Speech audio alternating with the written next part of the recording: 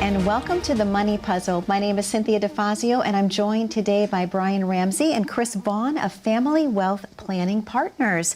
Brian, how are you today? I'm doing really well. It's great to see you. Chris, how are you? I'm doing wonderful, Cynthia. Thank you. Oh, it's so good to have you in the studio, and I love our time together, obviously talking about such an important topic, planning properly for retirement. But before we dive into our subject today, I want to talk to you a little bit about the money puzzle that's behind us. Right. Let's talk about what that looks like and why that's so important for the viewers to know. Yeah, so one of the more interesting questions we've got when we've sent out our background is, hey, you've got a couple pieces that are not where they should be. And they said, hey, you've got a mistake when you design it. But in all reality, we didn't make a mistake. We have those there for a reason. So you might see in between me and Chris, there's a puzzle piece that is actually a side piece. Yeah. And it's sort of in the middle of the puzzle. And so folks will say, hey, that's a side piece, shouldn't be in the middle of the puzzle. No, we designed it that way. And the reason we did that was because we see a lot of folks that come in that have their puzzle pieces not quite right. Right? So they come in, they say, hey, here's all my puzzle pieces, and they're trying to fit one piece of their puzzle into a place that doesn't fit. So we thought it was appropriate to add some pieces like that into our logo, just to show that everybody that comes in doesn't have their puzzle in exact good order, and so that's what we're here to do, is help them put their puzzle together. I love that. That makes perfect sense, because when you think about it, obviously, everything should fit together cohesively when you're building a financial plan, if you will. So I think the puzzle is extremely creative. I love that. Chris, I have to ask you, right out of the gate, I know today we're going to be talking about estate planning overall, but is there one thing that people fail to do more than anything else regarding estate planning? Yeah, they fail to do it in the first place. Really? It's amazing. The number of people that we talk to when we get into that part of the conversation. Yeah. I was just having this conversation with a client the other day. They've got kids at home, teenagers. So when's the last time you updated your will? And you just get this blank look on their face. Oh, we don't even have a will. Oh, wow. So yeah, the biggest mistake is not doing it in the first place, and then not updating it with regularity. Okay. I had a client several months back, and we looked at it. They brought in their will. I looked at it. It had all the guardianship stuff for their very young children. Their youngest child just had his third child. Oh, my goodness. So, you're talking about something that was out of date by a couple of decades. That's probably the first mistake that we see. Wow. Yeah, and I'll add one piece to that. Please. So when Chris talks about clients that come in that either don't have anything, that's probably the one mistake we see, is that folks just don't have documents, or they may have a will and they think, well, that's really all I need. Right. And so they think a will sort of solves all their issues. Well, what we want to do is just to make sure they have all their documents.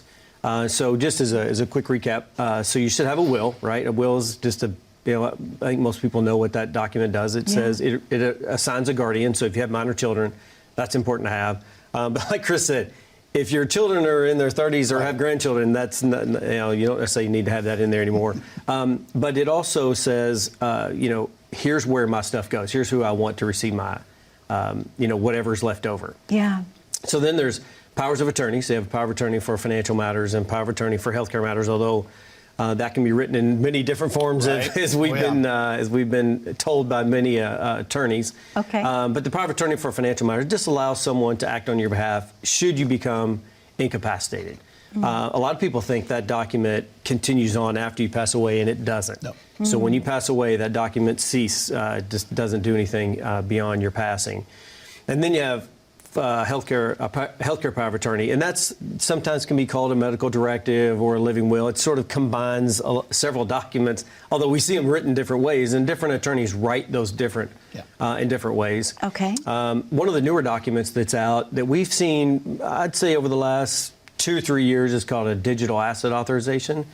That can be written inside of a will, can be written inside of a power of attorney, but I've also seen it written as a separate document. Most people are like, well, what in the world? I was going to ask you, what in the world is that? Yeah, so what that document allows someone to do is when you pass, it allows you to go in and close digital assets, meaning like your Facebook page, your LinkedIn page, your email. And so I know I've got a couple of attorney brothers that have passed away, and their pages are still up. And it's still just as though they were actively using them, because no one's had the ability to go in and close them down or set up a memorial page or whatever you want to do. So that allows that person to go in and do that. Gosh, that is something that you wouldn't even think of, Brian. I'm glad that you brought that up this morning. I'm hearing that today for the very first time, because that is something that you would want to make sure that you could properly close out, especially for a loved one. Right. Because you always get reminders of someone's birthday, and what if someone didn't know they passed away and they're wishing them a happy birthday, and it just reopens that whole wound again. Yeah, exactly. Yeah, and the last of those documents is a trust. Okay. And that trust, that can do a lot of different things, because there's different types of trust, but that's where, when you talk about trust planning, is where you can really be specific on who receives the assets that are left over, how they receive them, and when they receive them. It's sort of managing from the grave, if you will. I hate to say that, but that's really what it is. Yeah. But you kind of get to coordinate where assets go after you're gone. And a trust actually would help avoid probate as well, correct, Chris? Absolutely, that's correct. So, probatable things are what the will deals with. So when you deal with a trust, that does not involve probate at all. The main thing that the trust does is it gives you control. If it's important to you that certain things happen a certain way after you pass, a trust is the only way to do that. And there's a common misconception. Common misconception that a will take care of all of those things. Right. And you see it in movies where the wealthy families have the will readings. Yeah. That's not the way it really works. It's just not. The trust gives you that control. I want this person to get this in this way. I want this person to get this other thing in that way. There's virtually no limit to what you can do with that trust, whereas the will is extremely limited, and everything in the will is subject to probate, as you said. Well, Chris, there's also the misconception sometimes people think that a trust is only for the super wealthy. Is that true? Absolutely not. Okay. I heard somebody say, you do get that. You hear it a lot. I've heard the argument that if you have $1, then you have enough to have a trust. Okay, maybe that's a little excessive, but the point is the trust gives you control. So if you want control, then you need a trust. It doesn't really matter how much money or how many assets you have. If control is important to you, then a trust is the way to go, regardless of how much you have. Thank you, Chris. Brian, how often should you update your plan? So, well, more than when your will says that you name a guardian and yet you have grandchildren. So more frequent than that. But no, we would say really during a life event. So we review, in our practice, we review estate documents every year. So the beginning of every year, we have a meeting set aside to do administrative reviews, and we're reviewing beneficiary designations, asset titling, and also estate work. So we do it every year. Most of the time, nothing changes. And it's just like, okay, let's just review it. Nothing changed. Okay, let's move on. But if there's a life event, a divorce, a death, a child, a new child, anything like that, that's when you need to go back and just review it. Doesn't mean you have to change anything. It just means you come back and review it. Okay, perfect. Well, Brian, I know that you and Chris have a very special offer to present to our viewers at home today. Let's talk a little bit about what that is and then open the phone lines to the viewers at home. Yeah, so our offer today is very straightforward. For anyone that calls today, schedules an appointment to come in and meet with us, we're offering a complimentary estate plan review. It is part of an overall retirement plan, but imagine your estate documents are one piece of your puzzle, and there's many pieces that make up your estate work. But this review is specifically around three things. Number one, we're going to make sure that you actually have documents, all the documents that you need. Number two, we're going to look to make sure that your estate documents reflect what it is that you want when you're no longer here, meaning who gets your assets when you're gone and how they get it and when they get it. And then lastly, we're going to look at to make sure that your assets are titled properly and you have beneficiaries that are properly named that reflect what it is that your estate documents say.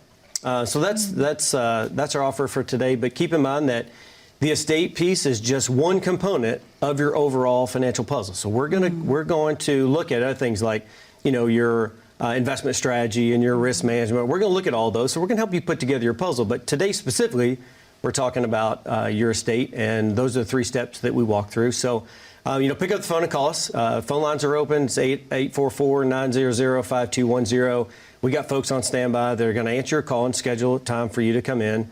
And we would love the opportunity to help you take that first step down that road of financial freedom. And we just believe that the path to financial freedom starts with completing your money puzzle. So that's our offer.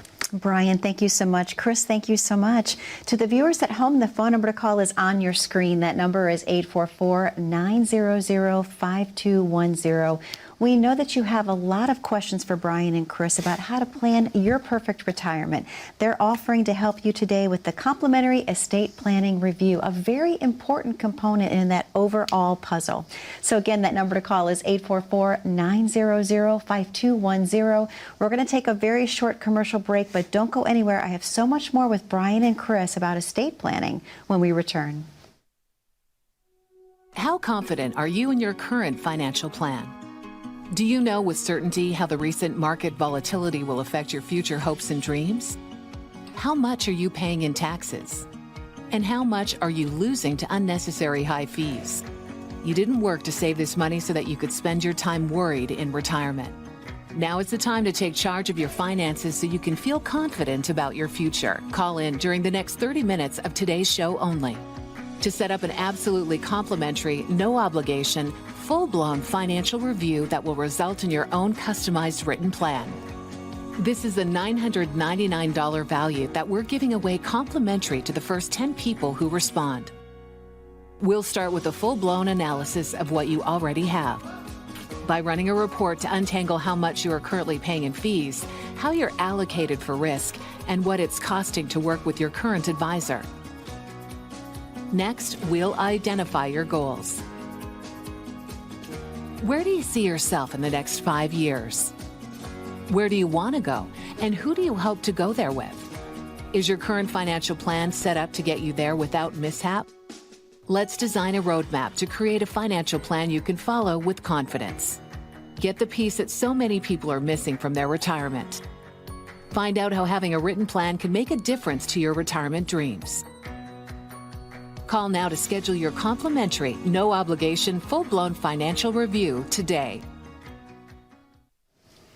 And welcome back to the Money Puzzle. My name is Cynthia DeFazio, and I'm joined today by Brian Ramsey and Chris Vaughn of Family Wealth Planning Partners. Gentlemen, a wonderful show we're having today, talking about such a very important topic, estate planning. And so often people push that to the side because they don't want to think about it. But getting back into that topic, Brian, I want to ask you, one of the other things that we mentioned, of course, in the first segment was the effect, not changing beneficiaries, if you will. So why is that so important to the viewers at home to be thinking about today? Yeah, so two things. Number one is, and I've got a really cool story. Well, it's not a cool story, but it is a story. Let's go with story. Yeah. So years and years and years ago, I had the opportunity to help a widow close her husband's estate. Well, they were working on his estate because he passed away. Okay. And he had a life insurance policy that he bought. He's going to start laughing because he's heard the story a million times. But he had a life insurance policy right when he got out of medical school. He was married to someone else at the time, and he got a life insurance policy and got divorced, got remarried, and no one ever really went back and looked. He knew he had the policy, but they never checked the beneficiary. So when he passed away, we were on the side of, we were working with her to try to settle his estate, and we pulled up this policy, and sure enough, his original first wife was the beneficiary. Oh no. Yeah, and so we called her and we're like, hey, you can either, disclaim this, or you can give us your updated address. And she's like, here's my address. No. Yeah, so I mean, she was the beneficiary of the policy. So a lot of people think, one of the misconceptions is that, well, according to what my will says, that's where all my assets go, and that's not true. So if you have any, like a life insurance policy, a 401k, an IRA, where you're naming a beneficiary, that's where it goes. Doesn't matter what your will says, that's who gets the money. So that's why we make it a point in our practice. We literally have, I said this earlier, we have the meeting we have at the beginning of every year is what we call an administrative meeting. And we sit down with every client and we walk through beneficiary designations, we look at asset titling, we look at their estate plan. And I've never once, and I've been doing this a long time, but I've never had anybody ask me, why do you do this every year? Most of the time we have people say, you know what, I appreciate you going over that. Absolutely. Because it's just out of sight, out of mind. They have misconceptions on exactly how it works. Yeah. And so when you educate them on, they're like, hey, I really appreciate you going over that every year. Most definitely, because those are almost impossible to fight in court, aren't they? If Well, you can't. So it's completely impossible. Yeah, the beneficiary has to disclaim it in order to get it. Oh my And most gosh. don't. Or at least she Wow. didn't in that case. That is incredible. Yeah. I'm glad that you brought that up, Brian. Chris, I want to also talk about adding children as well. Let's talk a little bit about that. Well, one of the biggest problems that people have is they will add their adult children to their accounts, their bank accounts. They will put their kids on the title of their house. And the idea is usually, I want my kids, my daughter usually, I want them to be able to help me out because they do so much work for me. That's what a power of attorney is for. And that's what that document is designed to do. There's so many pitfalls when you put somebody else's name on there. So, for example, you put a child's name on your home. Even though the child is not living there, then your child ends up in a car accident and they get sued. Your home is now subject to that lawsuit because their name is on the house. So you could lose that even though you were not involved in any way. That's one of the pitfalls in doing that. A power of attorney solves all those problems, so it goes back to making sure that you have the right documentation as part of the overall estate plan, so you don't need to have all those different names and titles and all that stuff. Wow. Yeah, one of the pieces I'll just add to that is we get also when somebody says, hey, I want to add my kid, or when they come in to see us, they have their children on their checking account, and you're like, well, why do you do that? In addition to what Chris said, they also say, well, I've got them on there because when I pass away, I just want the kids to be able to, to have the money.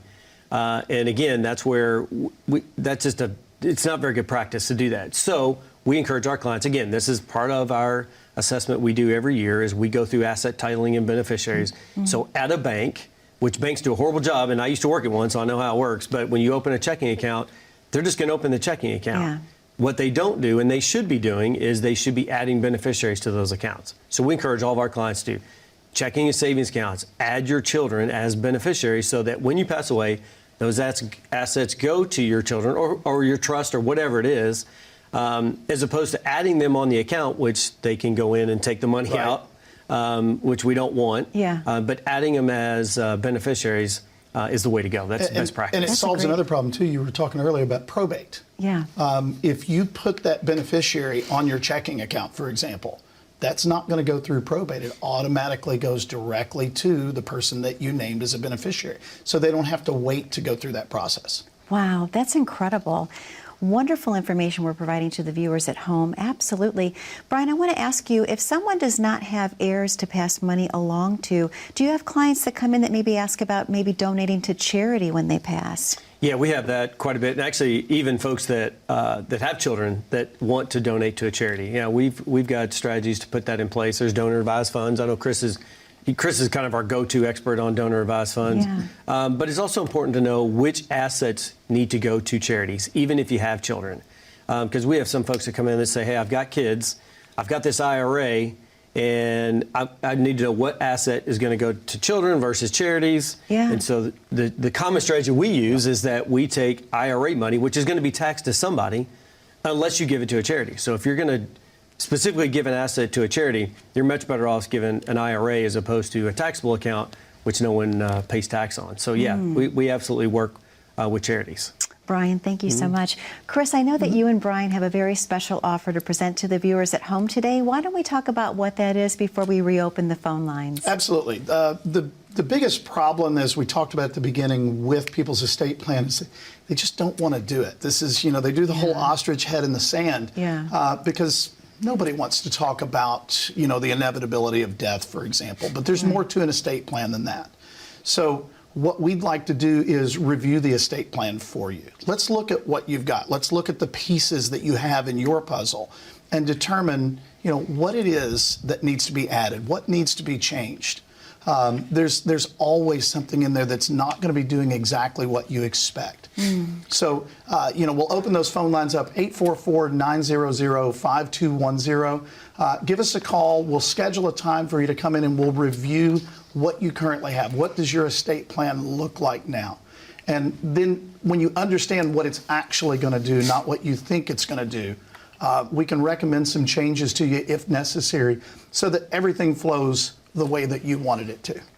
Chris, thank you so much. Brian, thank you so much. To the viewers at home, the phone number to call is on your screen. That number is 844-900-5210. We know that you have a lot of questions about how to plan your perfect retirement and how to fit that estate planning piece into that puzzle.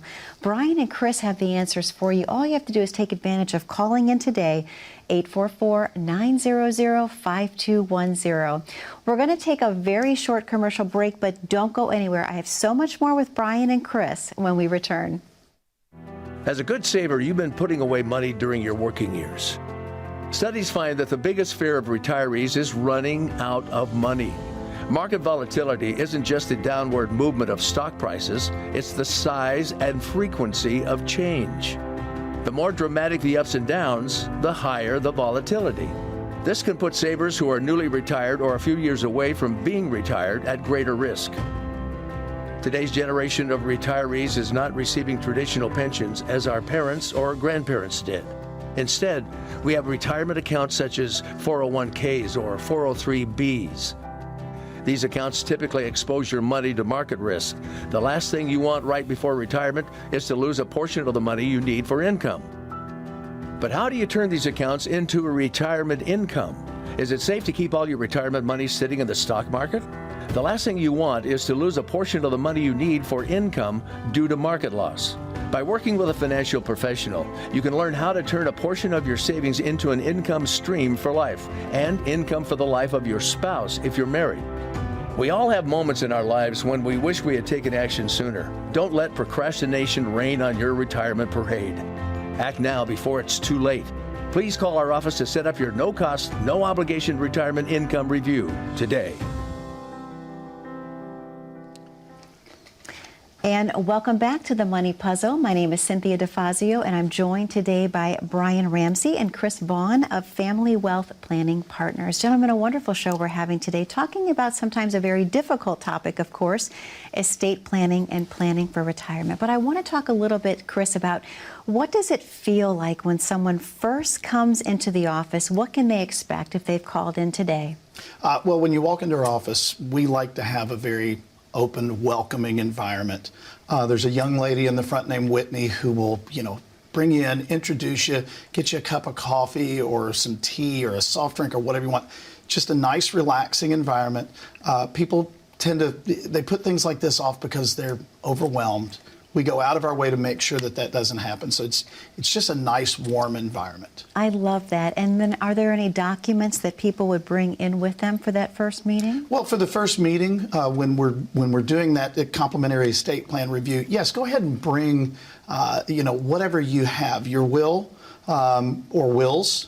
If you have a trust, bring it in. Powers of attorney, living wills, any documentation that you've got, and they're typically all going to be right there together. If you have them. Okay. And Brian, how long does that first consultation typically take? That's about an hour and a half. Okay. Yeah, something like that. But really, that first meeting is all about the prospective client that comes in. Because they're really that's an opportunity for them to interview us, really. Yeah. So yeah, it's about an hour and a half. All right. Brian, I wanted to talk to you about something we were talking about during the commercial break, actually, that planning for living is different than planning for when you pass. Why is that?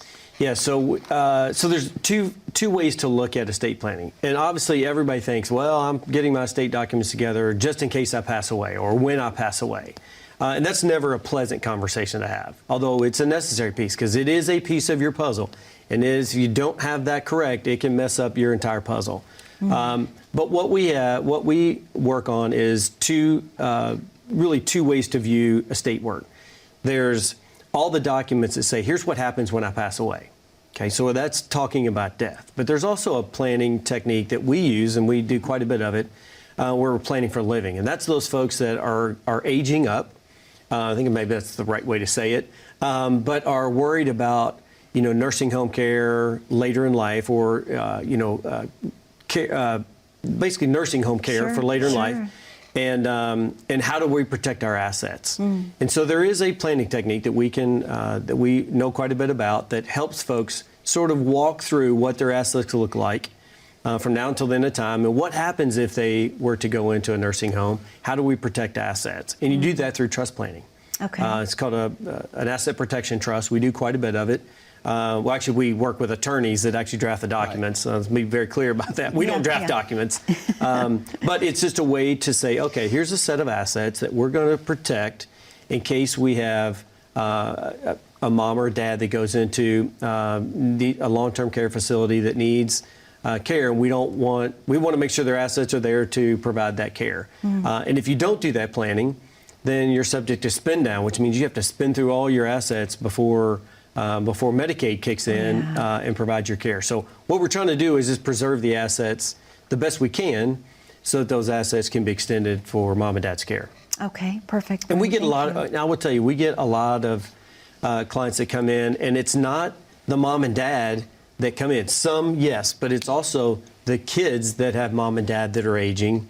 And so the kids are like, hey, what can we do now to help mom and dad preserve their assets? So it's a lot of the kids that come in that want to have those conversations. Okay, perfect. Chris, I was going to ask you, is there a perfect age to start planning for your estate planning piece, if you will? The perfect age, I mean, not to sound cliche, but it would be now. Yeah. If you just never know how life is going to play out. It's true. So if you've got everything already planned and you've worked through it and you've developed that plan, it gives you a peace of mind knowing I don't have to worry about that right now because I've got that plan in place. Now all we have to do, as Brian's pointed out, is we have to review it periodically and make sure that any changes that have happened are being kept up to date. Okay. The perfect time really is as soon as possible. It's amazing to me the number of people that have children in the home and yet they don't have guardianship wills already established. The number of people, what Brian was talking about a minute ago, that they're getting up there, they're aging up, and they don't have that plan laid out to protect their assets, not necessarily to pass on to their kids, that's fine, but to be able to use those assets for their own care. If you don't have those plans laid out, there's a lot of bad things can happen. So the best time is immediately. Chris, thank you so much. Brian, we only have 45 seconds left of this show this week. Any final words of wisdom you want to give before we close?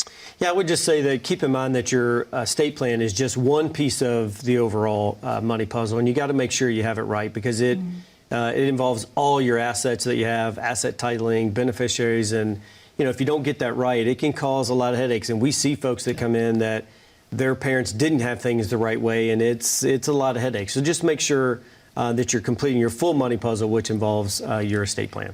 Brian, thank you so much. Chris, thank you so much. To the viewers at home, most specifically, thank you for spending time with us today. That number is 844-900-5210. Be safe, be happy, be blessed, and we look forward to seeing you back here 1 week from today.